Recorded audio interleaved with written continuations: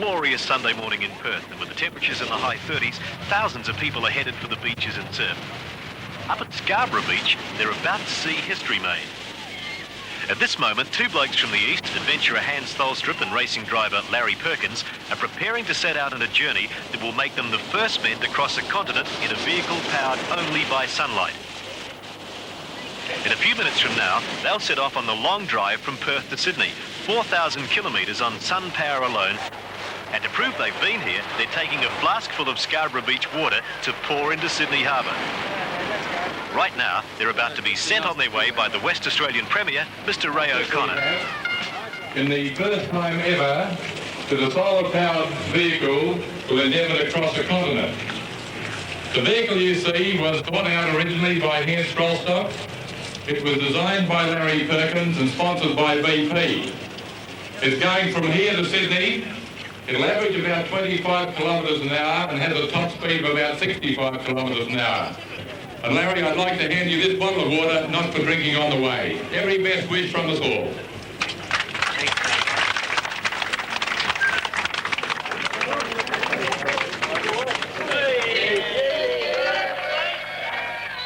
2 minutes past 11, Sunday, the 19th of December. The tiny solar-powered car, the Quiet Achiever, sets out from Perth, Western Australia, to make history. Over the next 5 weeks, it will attempt man's first transcontinental journey, powered solely by the sun.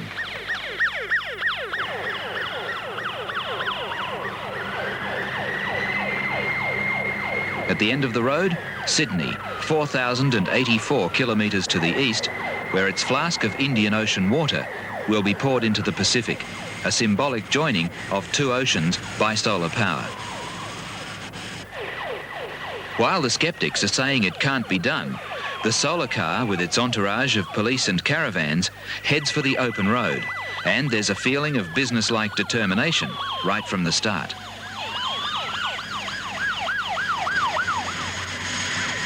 Ahead lies some of the harshest, loneliest highway in the world, but for the Solar Trek crew, it's a logical progression from the flight of the Solar Challenger aircraft across the English Channel in 1981.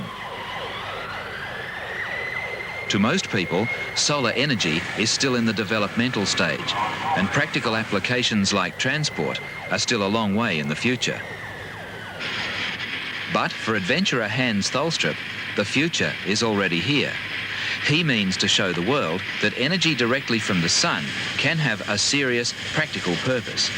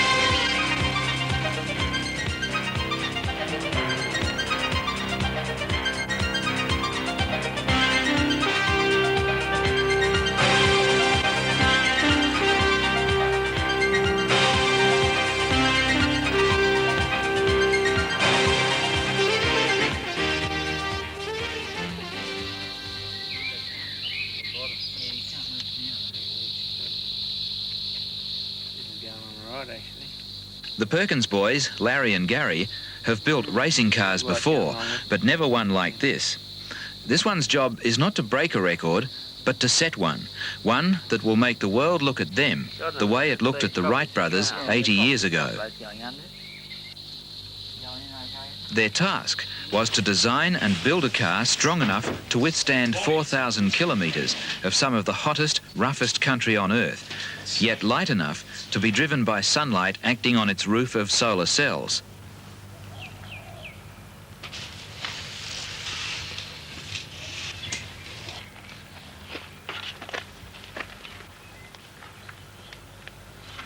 How's that edge over there now, Gary?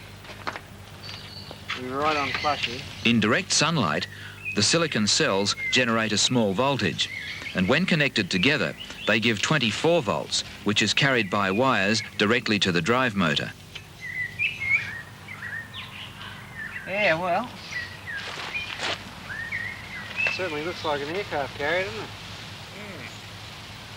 Two car batteries suspended between the front wheels collect and store excess power from the solar cells.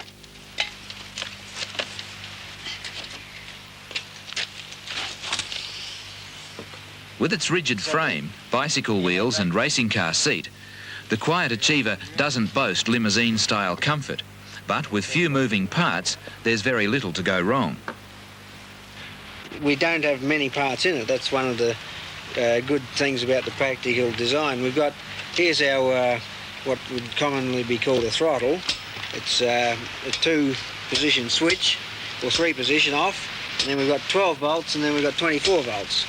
And that's it. That's your only control over your forward speed.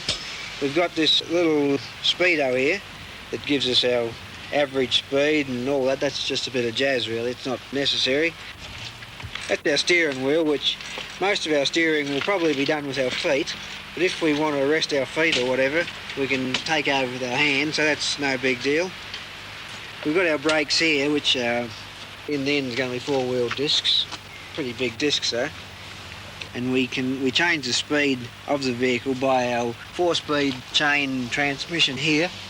It's a bit slow to change gears. We have to actually stop the vehicle and climb out and change sprockets, but it's very practical and one of the most efficient transmissions around. Got no doubts? Oh no, it'll get there. There's no doubts about that. I suppose I should qualify that. If a semi-trailer runs over us or something, that might slow us up a bit, but you know, all being equal, we've got no doubts, yeah.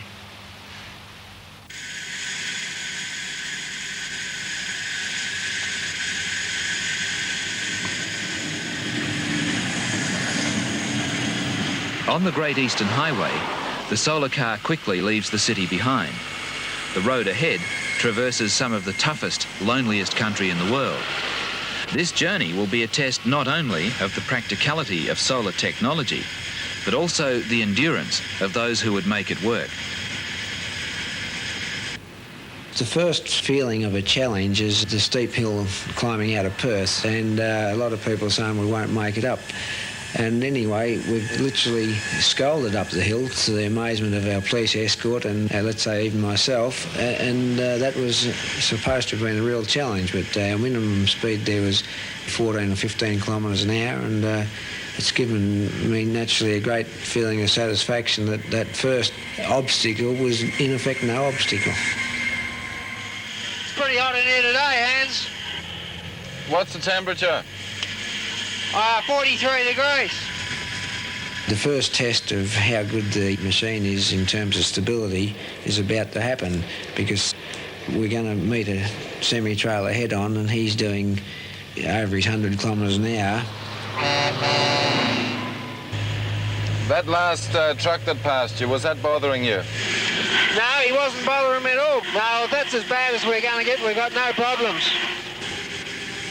Until that first semi-trailer passed us, we were never sure, but the first truck went barrelling past and the body, the vehicle just gave a slight buffet, and then it was all over. And with that, I really did breathe a sigh of relief that we didn't end up upside down off the road like was predicted and also was in our mind.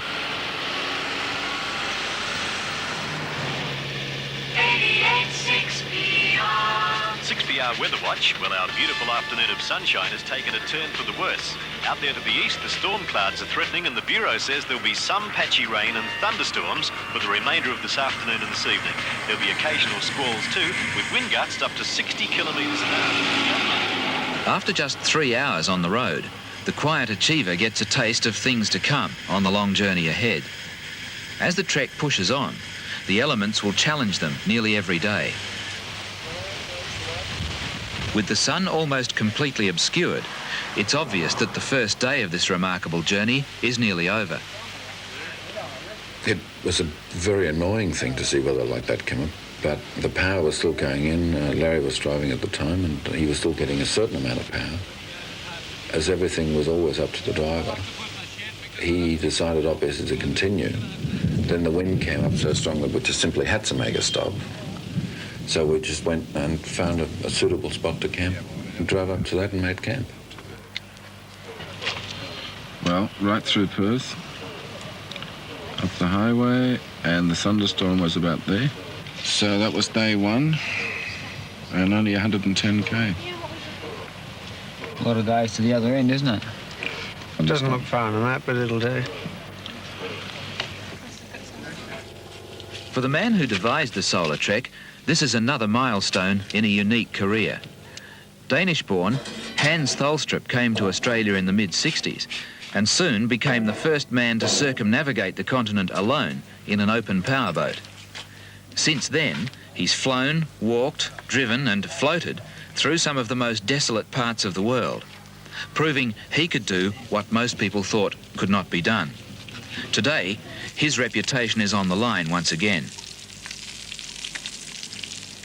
Over the next few weeks, life on the road will be basic, with few home comforts.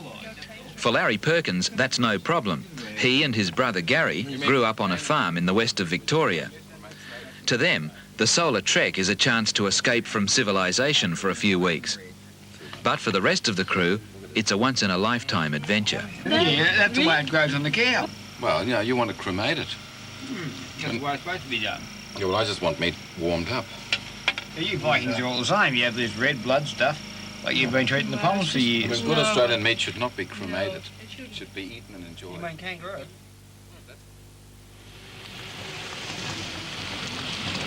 Day 2 dawns fine, but with a forecast of more storms in the afternoon, the solar car gets an early start.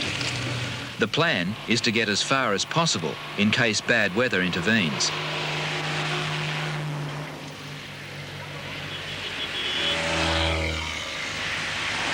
By mid-morning, the car is getting more drive from the sun than expected. Today, it started at 8, and if conditions permit, it should continue beyond 4 in the afternoon. The question is, will it keep going?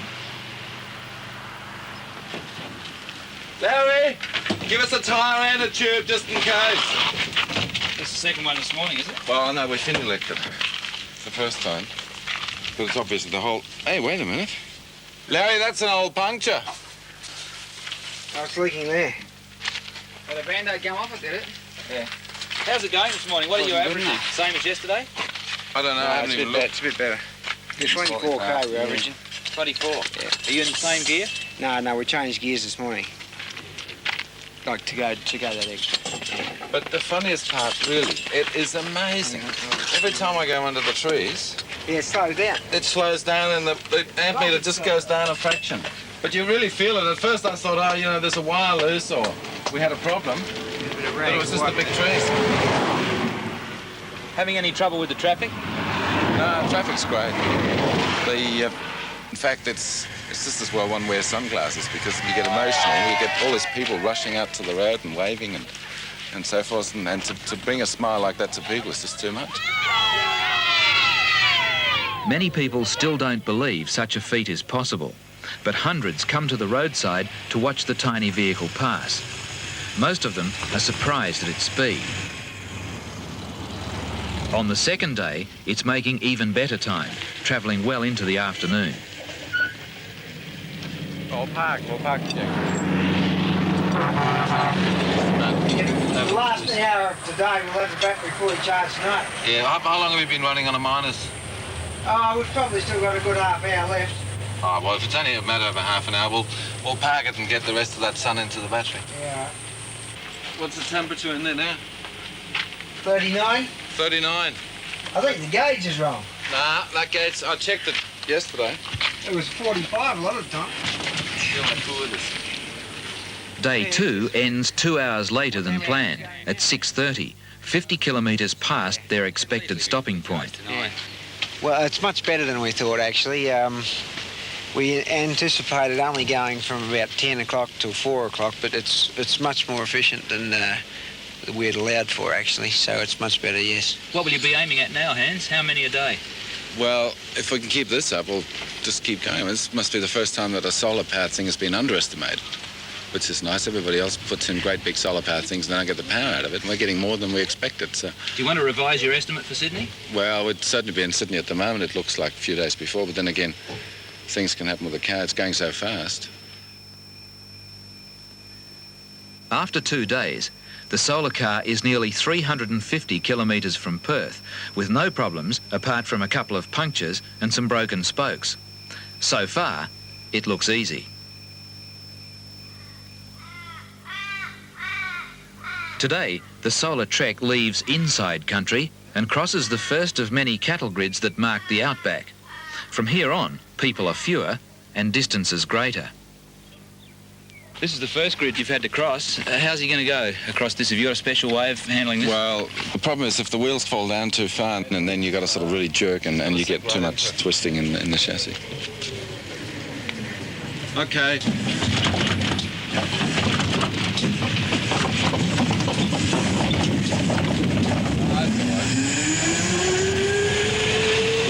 No problem? No, the railway sleepers are probably worse because they're squarish. Doesn't look as if anything's going to stop that thing, does it? Well, it's not supposed to. Yeah, the sun, all that cloud coming up from behind.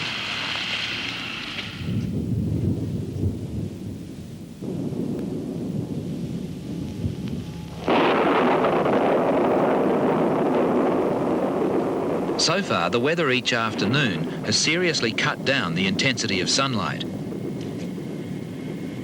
It's midsummer, and the high daytime temperatures coupled with moisture in the air lead to afternoon cloud and storm activity. In these conditions, the available sunlight will drive the car at about 60% of its rated speed.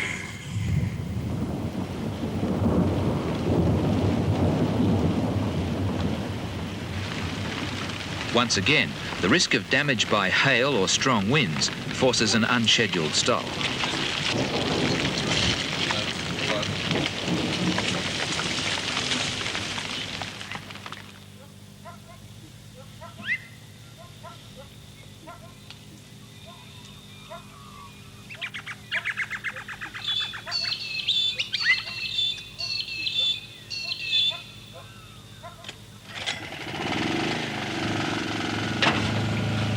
For Larry Perkins, each day begins earlier than the last. Perhaps it's his motor racing background, but he's one of the first up each morning and ready to go with a minimum of preparation.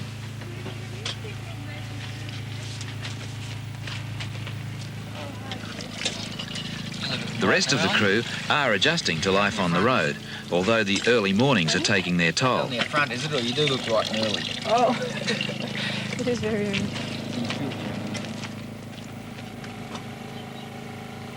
After 4 days, team leader Tholstrup is satisfied with the trek's progress. At Norseman, 723 kilometres from Perth, they're now already 2 days ahead of their plan, with the Nullarbor crossing just ahead.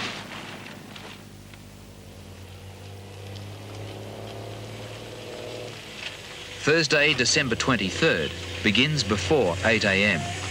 Even before the sunlight gains strength, the solar-charged batteries get the quiet AEVA underway. Between here and Ceduna lie 1,200 kilometres of waterless semi-desert, the barren Nullarbor Plain. With limited water along the way, it's important to cross quickly. They've decided to try and better the time taken by the first conventional car to cross the continent 70 years ago. In 1912, Francis Birtles made this journey in 28 days. The solar trek is becoming a race against the clock. We were limited to speed on the whole trip because of the lack of suspension in the vehicle. We designed it just so the front axle had movement and the rear axle was rigid, but that was actually an area that we could have improved on in hindsight, because the road surface was rougher than we had anticipated and the speed of the vehicle was higher, so we were limited in terms of speed purely because of the road surface.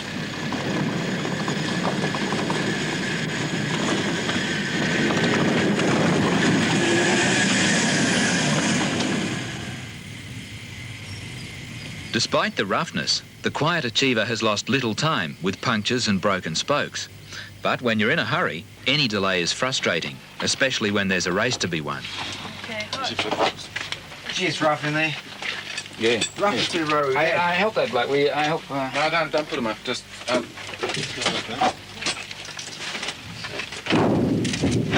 a waste of time. Okay. Line the pin up at the front. Road's clear? Okay. Road's clear, off you go. Oh, it's unbelievably rough. Yeah, like from Norseman out, like the whole lot, it's really rough. Rough on the chassis. Is it? Yeah. What effect does that have on the car, Larry? It'll probably break some more spokes. That's the biggest trouble, break the spokes. You know, just fatigues everything really bad. I'd hate the whole road from here to Sydney to be the same. We should drop the speed a bit for that amount of roughness.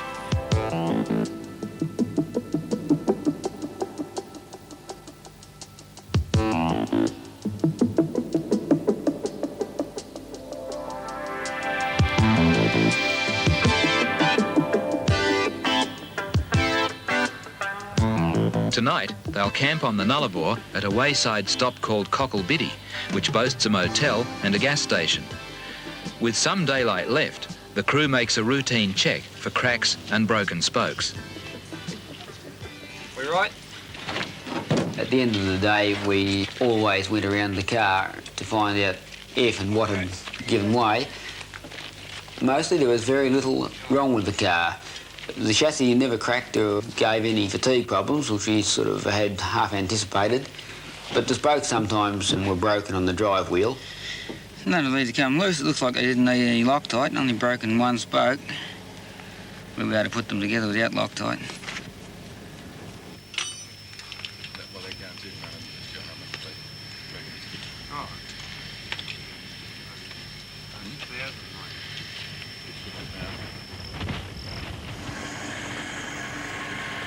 Today is December 25th, Christmas Day.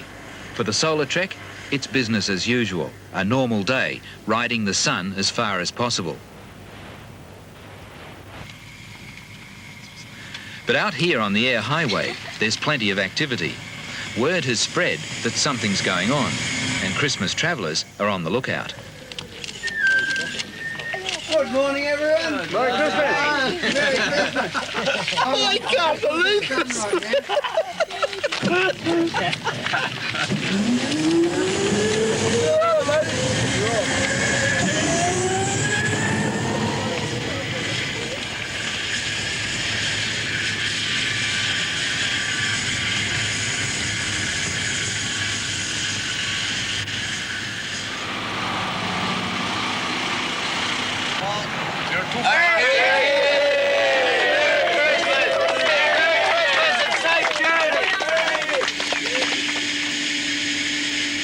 Christmas Day on the air highway has been anything but dull for the Solar Trek crew.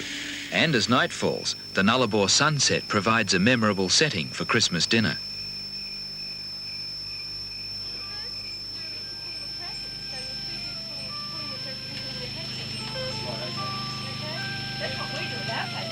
The funniest part about the Christmas tree was that that ended up being solar powered. Well, just simply plugged it into the car battery that was in the solar car, which is, of course, solar charged all the time. So we probably ended up with the world's first solar-powered Christmas tree. Well, Merry Christmas, and sorry to the kids. Santa didn't drive the car after all. Oh. See, he sticks to reindeers, no solar power for him. Merry Christmas. And a Happy New Year. Very good. Oh, you never go with mine. We'll probably go find it. Oh, there you go.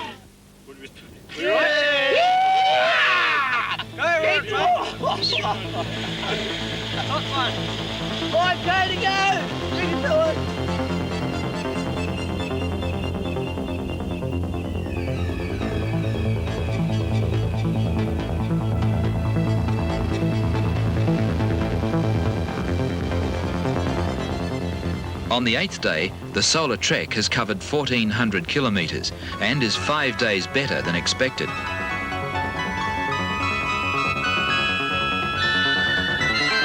After the long climb up the Nullarbor escarpment, the vehicle crosses its first state border into South Australia.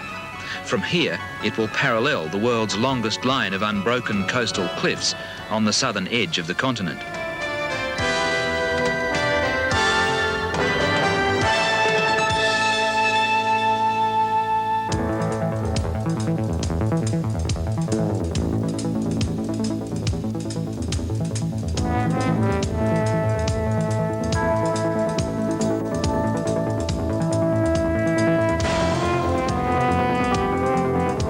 But still, the elements are unkind.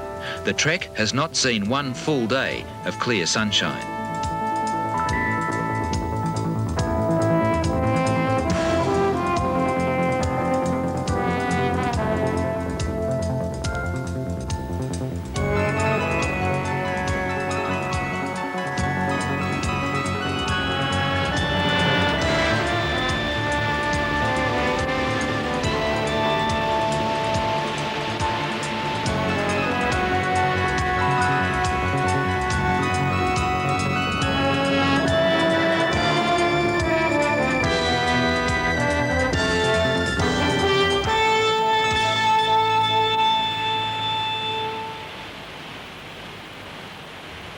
Well, after having been on the road for 7 or 8 days, it certainly dawned on us that this is no gimmick. We're actually starting to get a lot of miles or kilometres behind us, and it's all solar power.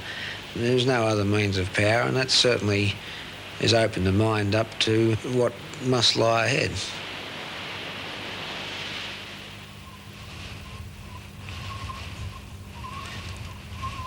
They're now 1,632 kilometres from Perth, with just under 2,500 to go. One more day and they'll be over the biggest challenge so far and well on the way to achieving their goal.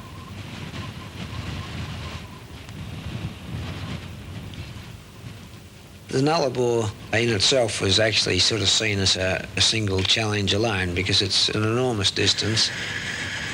We had expected to go across the Nullarbor with tailwinds actually, which would have knocked the time factor down. But as it was, we had headwinds on 3 out of the 4 days, and that meant that we were losing almost 100 kilometres a day in distance to what we could have done. And it was depressing that we didn't have the weather conditions in our favour.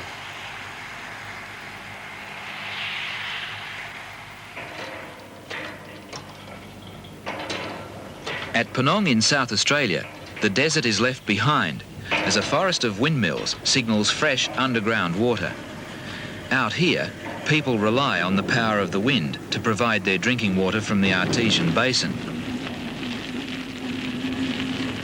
And while the wind is fickle, so too is the sun. With only 10% efficiency, the solar cells are sensitive to reductions in sunlight, and they've been averaging only 20 to 25 kilometres an hour. But now, the race is on to get to the finish line in Sydney as quickly as possible. With more than 2,000 kilometres still to go, the pressure shows as the Solar Trek crew looks for good weather and a long day on the road. Well, we just got no sun again. We just can't get it right, you know. It's going real good. We pulled a high gear today for the first time, and it does 30k easy enough, but we've just got, you know, it's 9/10 cloud all day, and it's just not good for us.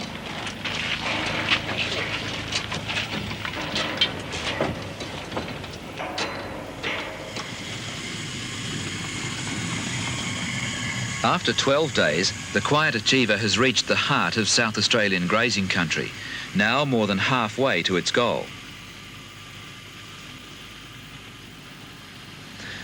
Out here, the ravages of drought bring home the awesome power of the sun.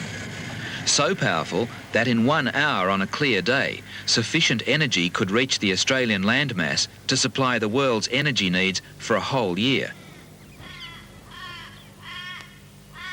In this part of the world, without rain, that power is destructive, bringing a thirst that kills.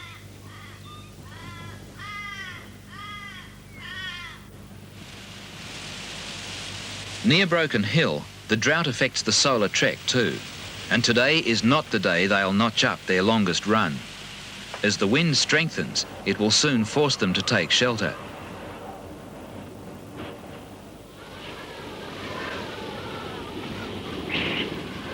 With the land parched by drought, the topsoil is blown away, creating huge areas of dust. It's not a blinding dust storm as many are out here, but the wind gusts could topple the fragile vehicle. At this stage, a capsize would be disastrous. The crew elect to make their longest daytime stop of the trek so far. The dust in itself didn't stop us.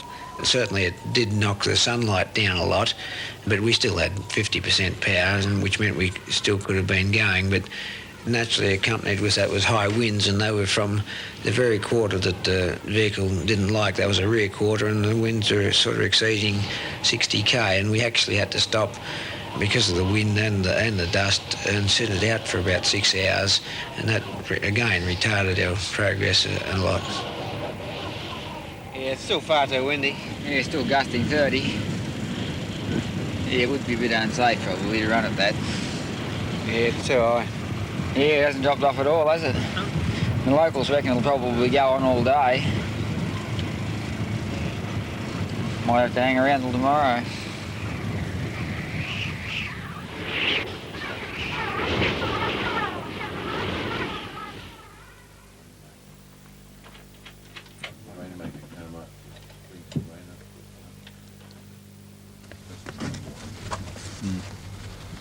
Shooting a 400 film.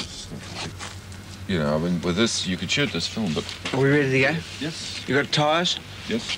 Tyres, Tubes. What's the hurry? What's the hurry this morning? Well, it's a clear morning. First time I've had a clear morning since Perth, and we want to see if we can get 300k. Think you will? Well, it'll do it if everything holds together. Weather and no mechanical problems, we'll probably get 350, but we can tell you later on tonight.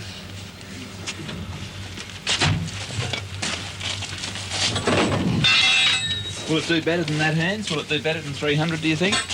There's another bolt. Depends. I mean, if we get a wind like yesterday, we go... But it could do, couldn't it? It'd be nice to have a free day. What do you think its potential is in the right conditions?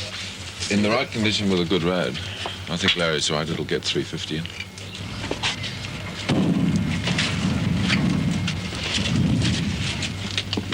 Stuart, don't forget me boats.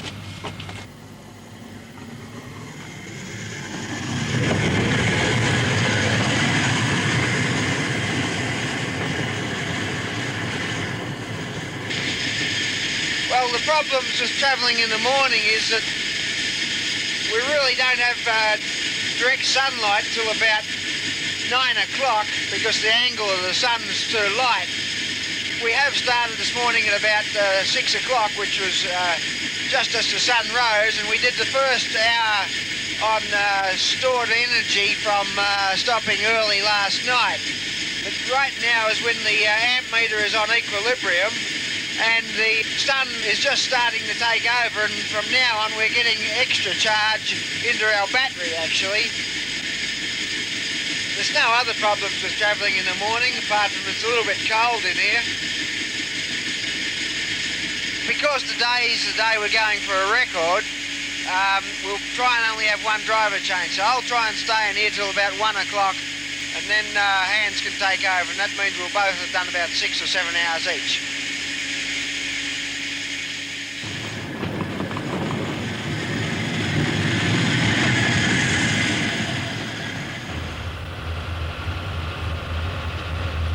Got a copy, Hans? Yes, Dennis. That's a great day, isn't it? We'll be there in no time at this rate. Yeah, if we'd had weather like this all the way, we would have been across another week faster than what we've been doing. Yeah, we're managing to do 33 kilometres an hour at the moment on level ground. Well, all things considered, and if there are no mechanical problems, we should get nearly the 200 miles, which would be fantastic. So that's about 350 kilometres, but... We'll just keep our fingers crossed. Yes, never expected to go this distance with this little trouble. It's quite relieving. Yeah, it's quite unreal, isn't it? By midday, they're making the best time of the trip. With high gear selected, strong sun and little wind, the 300-kilometre goal looks safe. It was neat to just sort of virtually feel that power of the sun, just like you can feel the power of the sun on a cold morning. You get out of a frosty morning and the sun just warms up your body. Well, here was the sun just simply sending through the power. And that power just through the roof, down through the little wire, and it just pushed it along, and it just ran along there up to 30-something kilometres per hour. It really was quite magic.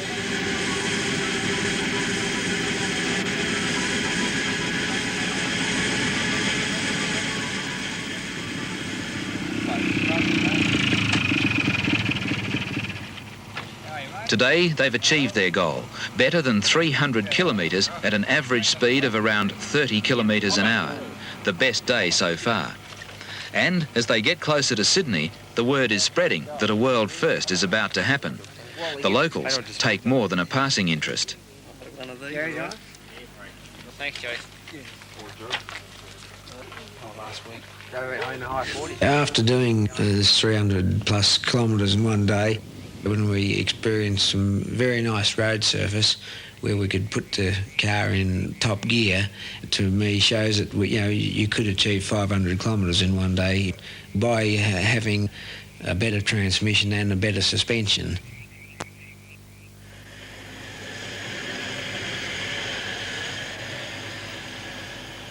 With only one major hold-up so far, the vehicle is now 10 days ahead of its expected schedule.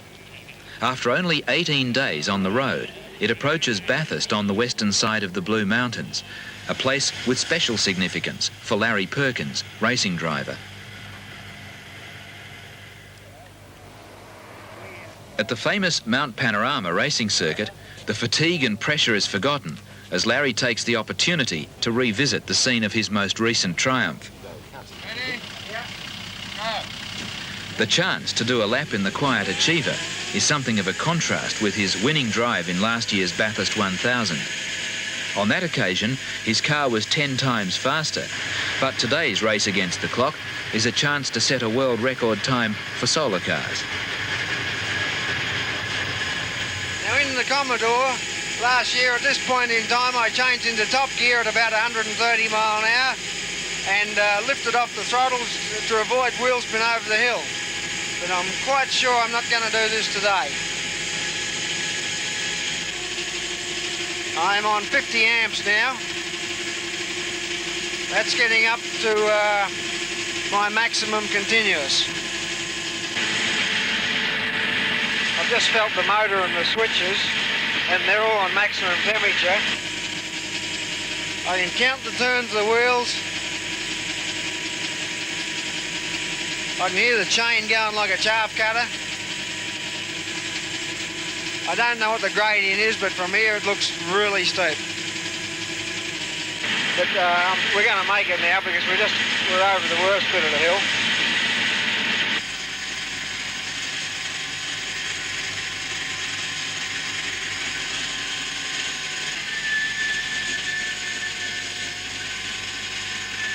I still haven't got brake fade. Now the cutting, my favourite corner.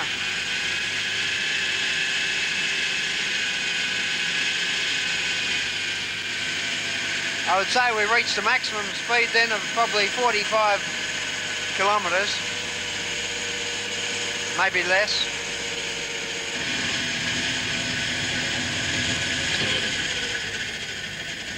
Not bad. 18:45 and 0.40 of a second. 18 minutes and 45 seconds, 0.40.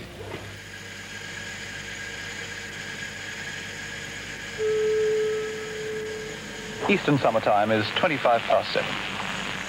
The world's first attempt to cross the continent in a solar-powered car is almost over. The solar car, which set off from Perth just before Christmas, has reached Lithgow less than 140 kilometres from its goal, Sydney. And today it will tackle one of the toughest stretches of its trip, the steep climb up the Blue Mountains. It's taken only 18 days to drive the vehicle as far as Lithgow, a lot less than the organisers of this solar trek had imagined. The Great Dividing Range is the last barrier between the Quiet Achiever and its goal. As it tackles the Blue Mountains, the toughest part of the trip is almost over. But this is also its biggest challenge.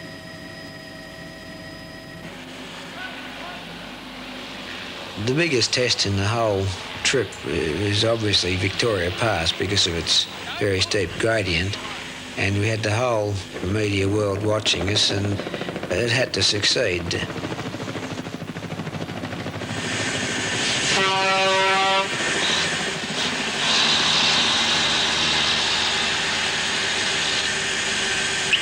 Does it get any steeper, Hands? We have trouble with wheel spin over the bumps. Getting wheel spin over the bumps? Yeah, it's so much torque at this speed, you see.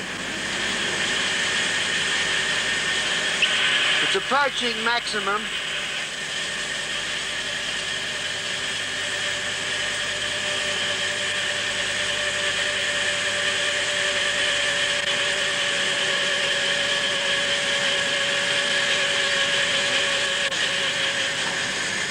Climbing over Mount Vic took away the argument that, oh yeah, I mean on a flat and so forth, but it couldn't climb a hill, could it?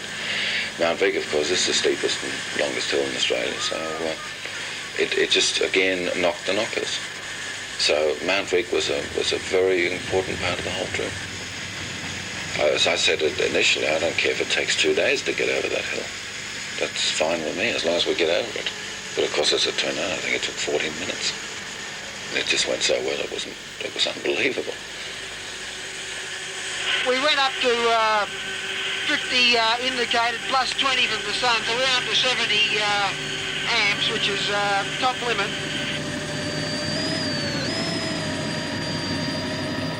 With full power from the solar cells and all the reserve from its batteries, the solar car confounds the skeptics once again. Its tiny motor driving one rear wheel has pushed it up and over its greatest obstacle, with room to spare.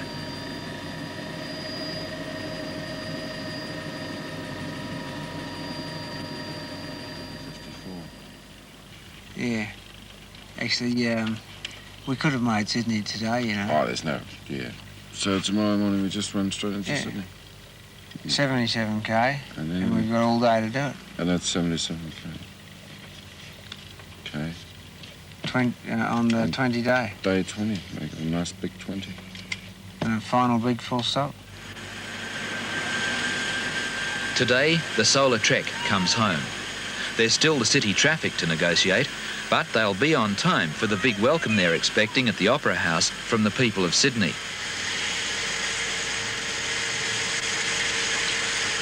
On the way down, the vehicle will reach the highest speeds of the trip, up to 65 kilometres an hour. And that's cause for caution, especially at this stage of the trip, when success seems assured. With only bicycle brakes to stop it, the car must be handled with great care to ensure it doesn't get away. Okay, I'm going to 12, it's downhill, so we'll just take it easy. I don't need the extra power. Yeah, how many amps you got right now? It's charging about 30 amps, so we're buying back what we just used going up the hill. Righto, mate. Well, at the moment you're doing 30k and you're going to get up to about 45 down this hill now. Yeah, I know. Well, as long as you stay out of the way, I'm okay. We have to watch the radar down here. I believe the cops are out with it. Yeah, I know. It's a bit of a problem. And those slow cars down in front, if they don't move out of the way, I'm going to have to start doing some braking.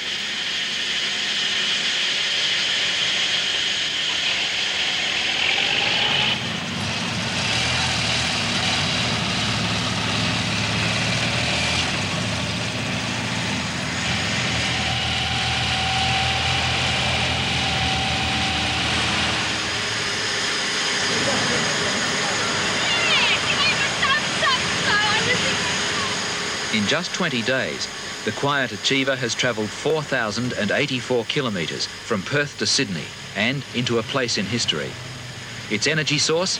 The sun, acting on an 8.5 square metre panel of solar cells and driving an electric motor. The journey was 8 days faster than the first crossing by a conventional motorcar 70 years ago. The total running cost? A few bicycle spokes, a couple of tyres, and of course 20 cents for the bridge toll. It's taped on the outside. All right, thanks, mate. There you are. That's your first solar car, 20 cents, mate. Thanks, mate.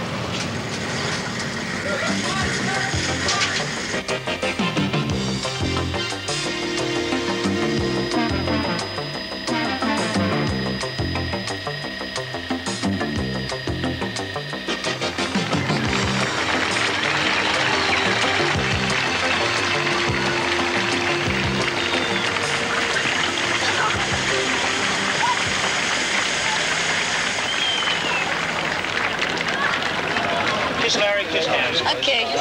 Now. Okay. Right now, good. Thank you. Ladies and gentlemen, Senator Sir John Kerry. Well, this is the day of Hans and Larry. It's a day, I think, exciting for all Australians, particularly a day also that we... For the man who thought of the idea and carried it through, Hans Tholstrup, it's a pioneering triumph. And for his offsider Larry Perkins, another engineering achievement. But the real benefits are still in the future, with the continued development of solar energy, our purest and most plentiful source of power. Put your hand up, mate. He's still